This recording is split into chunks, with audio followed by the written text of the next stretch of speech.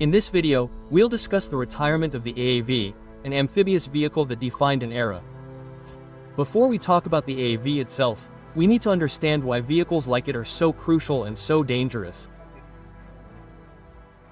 An amphibious landing is one of the most complex military operations, involving precise coordination between ships, planes, helicopters, troops, and vehicles. All while facing enemy fire, treacherous waves, and unpredictable terrain. The transition from water to land is the most vulnerable moment, where forces are exposed and without adequate cover. Historically, these challenges are long-standing, with a classic example being the Incheon landings on September 15, 1950, in Korea. Incheon was a logistical nightmare, with extreme tides of up to 10 meters that only allowed landings on specific days of the month. Narrow, mined channels, strong currents of up to 8 knots, and 100 real beaches. Only retaining walls and mud that trapped vehicles. But at that moment, with the UN forces led by the United States trapped and surrounded on the southern tip of the Korean peninsula, landing at Incheon, on the coast of the North Korean enemy, was their only chance of getting out alive. The fleet of 230 ships from 9 nations faced typhoons like Kessia, which damaged vessels.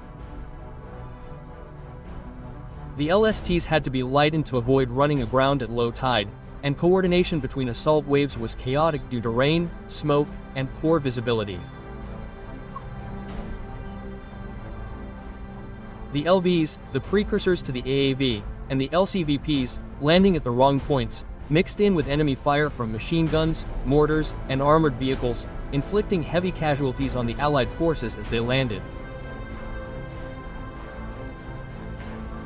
Despite this, the assault led by General Douglas MacArthur was a success, with 14,000 North Koreans killed, 7,000 captured, and 1,000 liberated. However, this operation taught a harsh lesson. Western amphibious forces needed faster, more protected, and more versatile vehicles.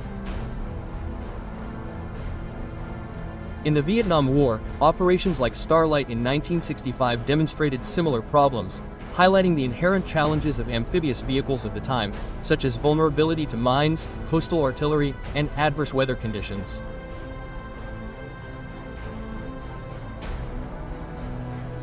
It was precisely to overcome all of this that the AAV began to be developed in the late 1960s, born from the urgent need to replace the aging LVTP-5, which was slow in water, had limited range, and was expensive and difficult to maintain.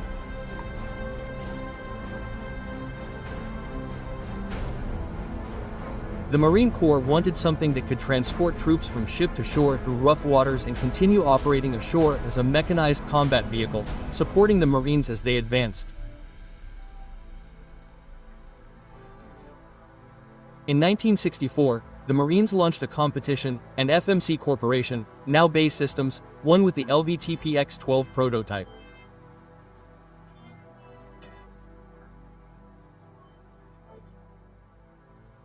Tests from 1967 to 1969 led to a $78.5 million contract for 942 units in 1970.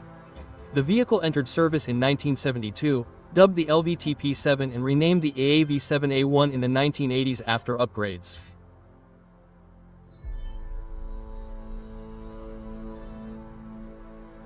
Technically, the AAV is an armored monster, nearly 8 meters long and weighing 29 tons. It carries 3 crew members and up to 21 fully equipped Marines, with armament including a 50mm machine gun and a 40mm Mark 19 grenade launcher.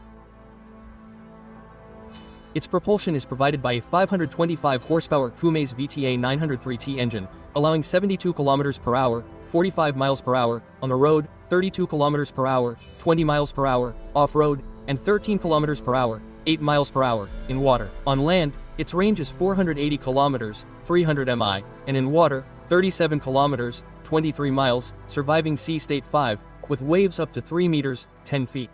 In terms of protection, it has a 45mm, 1.74 in, aluminum hull with EAKA kits to withstand 14.5mm, 0.6 in projectiles and 155 mm 6 in fragments.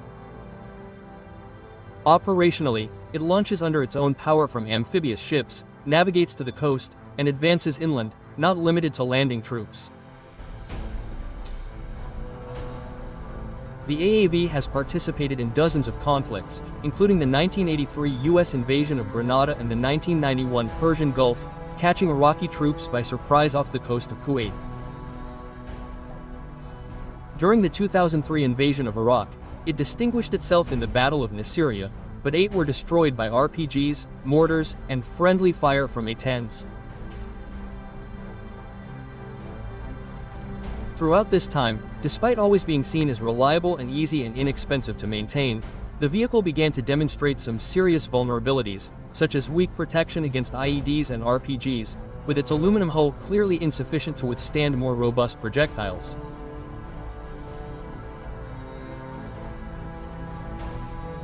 And water accidents, such as the 2020 sinking in California, which left 9 dead, led to the suspension of waterborne operations in 2021.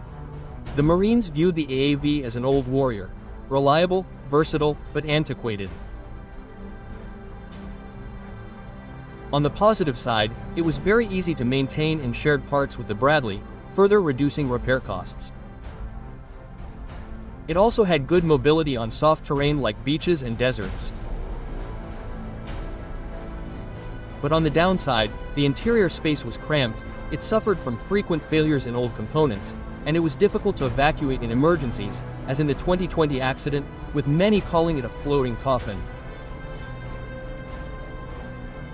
And with the ban on water operations, it ended up becoming just another land vehicle, losing its amphibious essence. And so, on September 26, 2025, the AAV was officially retired by the Marines after 53 years, marking the end of an era.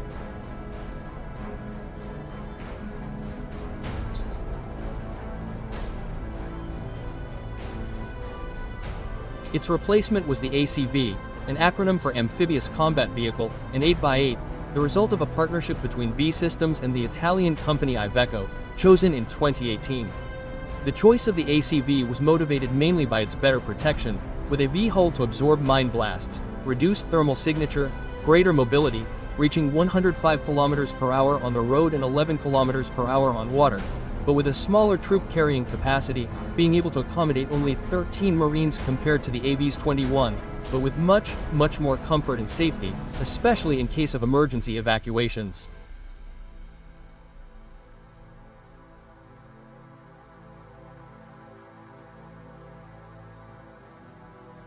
It comes equipped with a remote turret with a PON 50 machine gun or a 30mm cannon in the ACV-30 variant, with each vehicle costing around $5 million, with variations for command and vehicle recovery missions.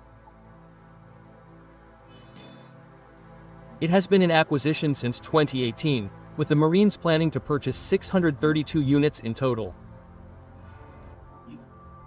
It is seen as much more versatile and modular than the AV and better able to accompany Marines through enemy territory.